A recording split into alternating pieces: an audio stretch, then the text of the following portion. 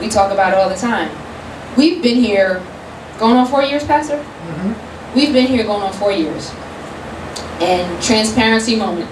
Right here, these last few months have been the most consistent as far as people coming to service, people coming to Bible study. Okay? And it's been since April, May, just consistency. Someone being here besides the three of us for Bible study. Someone being here besides the three of us for prayer. For someone being here besides the three of us for worship service. Now, watch where I'm going. If after 6 months, we were like, bunk this. Nobody's coming. No, we're here opening doors. We're here singing our hearts out. We're here praying. We're here preaching to empty chairs. If after 6 months we were like, God, really?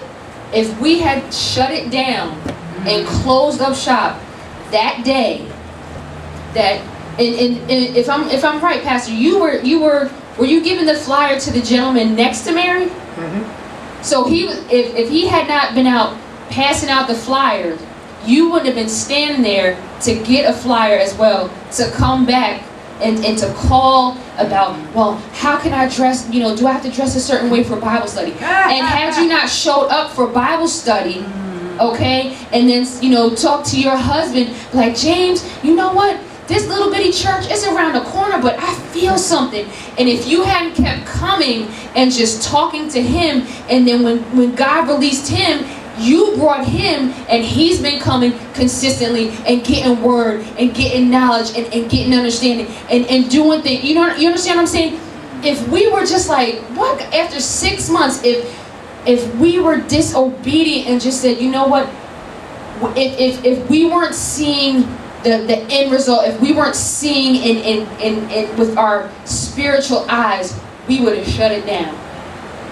And that's what a lot of people do, especially because starting a church is not easy, especially where we are.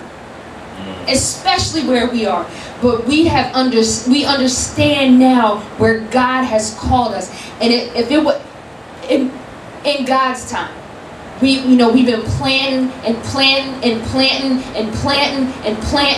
watering,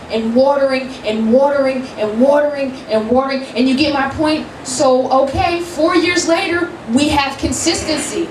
But what would have happened if after 6 months we would have said, we would have shut it down? Y'all wouldn't have been here. You wouldn't have been here. You wouldn't have been here. You understand what I'm saying? So you have to think like, okay, what will be the end result of my disobedience? Whose lives can be affected either way because of my obedience or disobedience? You would rather have somebody's life affected in a positive way, right. because of your obedience, because you know it's going to be a positive effect because you're doing what God told you to do. Amen? Yeah. Amen.